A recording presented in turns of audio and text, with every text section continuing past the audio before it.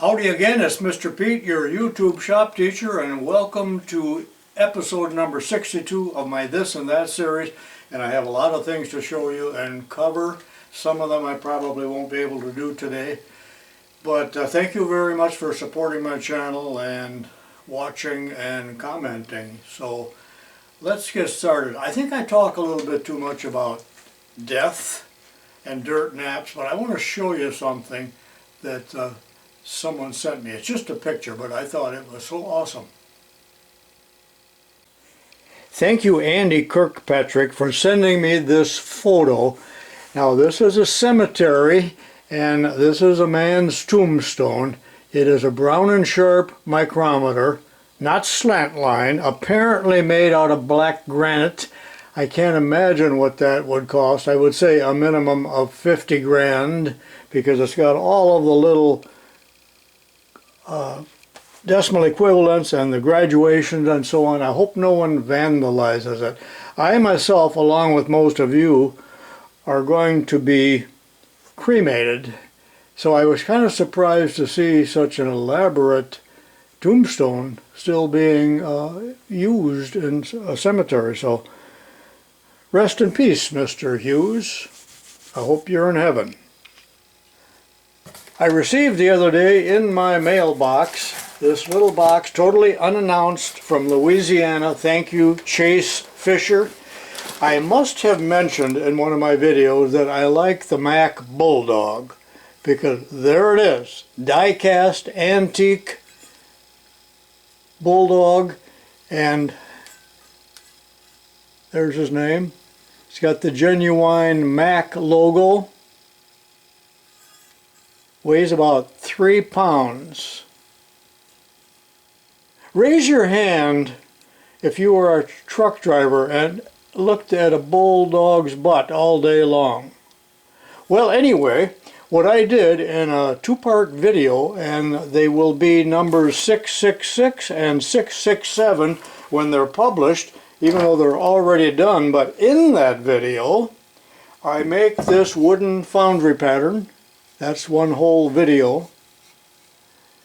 And in the second one I cast it, but the casting is don't get scared, will be extra credit, and there is the casting, but I show how I mounted it, drilled it, and so on, painted it. So I think it turned out real great. Let me put it back together so you can see it.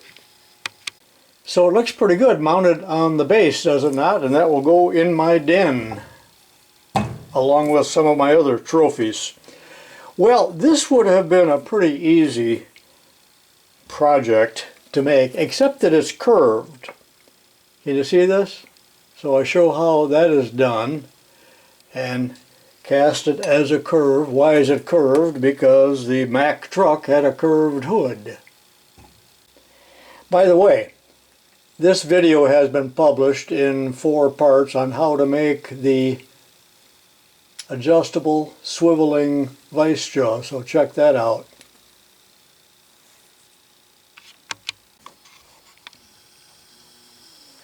I confess to a love affair of these Opinel knives from France. I don't know why I like them. They're extremely lightweight, but they are carbon steel, not stainless steel. And boy, do they have an edge on them. They make them in 8 or 10 sizes. I had this one for years that a man gave me, and just recently ordered. This is the number 4, this is the number 6. This is, and there's 2 sizes smaller than this yet, but this is just a hair too small.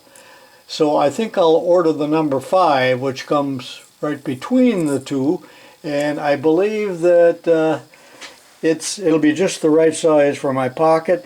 And you know, these cost what, $12 or $14, pretty cheap. Cheap enough, in fact, that if it's confiscated from you, and it probably will be, you can give it up, although the anger will last for a long, long time. And speaking of knives, my shop teacher friend out in California by the name of Roger Taylor sent me this beautiful book. It's about a $40 book, and he personally knows this Bob Terzola, and it's all about knife making. There's just wonderful pictures in here. I've been enjoying reading it, looking through it, and it's signed by the author.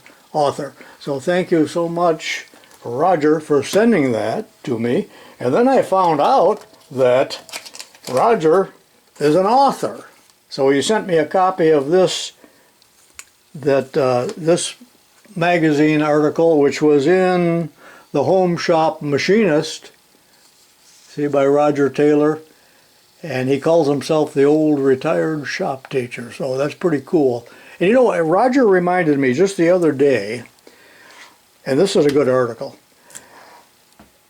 he reminded me just the other day of a teaching shop and how we all, as teachers, called out cleanup at the end of the hour.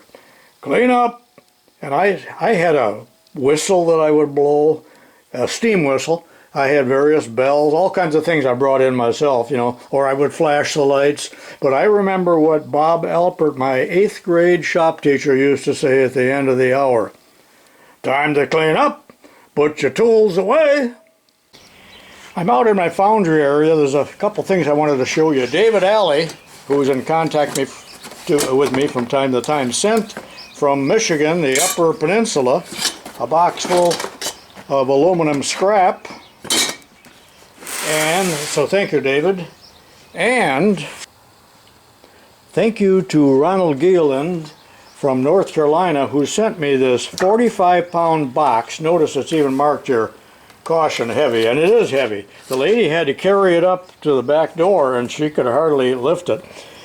So anyway, in there is 45 pounds of aluminum ingots, and everyone has a serial number. Ron sent me some of these a few years ago, but here's some more. Everyone has serial number, and this is in reference, and he gave me a sheet here, to what the content of that aluminum is in that batch. So that'll take me clear through retirement. So thank you, Ron. I wish they were gold or even silver.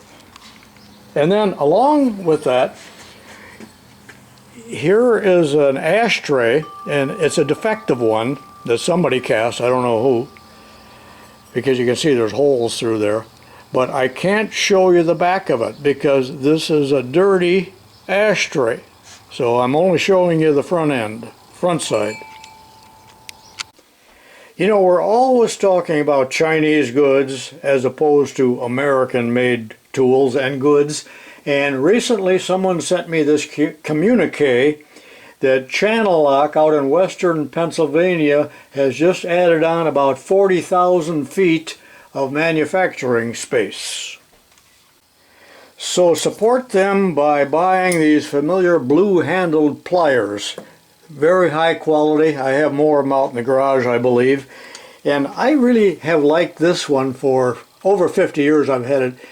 Before they started using the Plastisol, it's a Channel Lock 410. I'm not sure if they still make them, but they appear to be, or not appear, they are self-tightening. That is, the more you turn, the tighter they get, and they're massively built. I was at Menards and this was their plier display. Quite a few Channel Lock products. I know I talk about tramming and how I really don't like to do it, but remember that I do have a 3-part video series coming up, I don't know when, in a month or so, on tramming, and part 1 will be the so-called poor man's method, and part 2 will be the rich man's method, and then number 3 is going to be how to build this rather simple tramming device. And this was designed by Ellie Price, and he used hollow tubing there with holes in it, but he's been a big help to me, and look what he's sent to me. Well, he sent 1-inch square aluminum bar, and that was lost in the mail for a long time. Finally it came, but in the meantime he sent another piece, and that's a slightly different size. He also sent a dial indicator, nylon washers, and that would be the cheap way of doing that, and then the better way would be thrust bearings. So here are thrust bearings, And I will be doing that, like I say, coming up soon. It'll be a neat project for people, and I'm going to enjoy making it. So thank you, Ellie. I know I talked too much about Peterson products, a thing of the past, but these were 2 out of the 10 projects that we offered. And remember, I sold the foundry patterns made out of plaster, not metal. They were temporary, along with working drawings and directions and all of that. And then when my brother and I were done with this project, we did it for 25 years, I unceremoniously burned all of the patterns that were made out of wood and got rid of everything. I was so sick of it. But look what I got in the way of a communique the other day by way of email. I want to show you this. This is shocking. So these are pictures I received by a man by the name of Tyler Wise, and thank you, Tyler, for sending me these pictures. He lives in the Moline area, Illinois, in a little town, and he went to Moline High School, and he recently went to an auction, I'm not sure just when, and here are some of the things that he bought. A heat treating oven, there is a saw, and now on this shelf here, I think he bought the whole cabinet.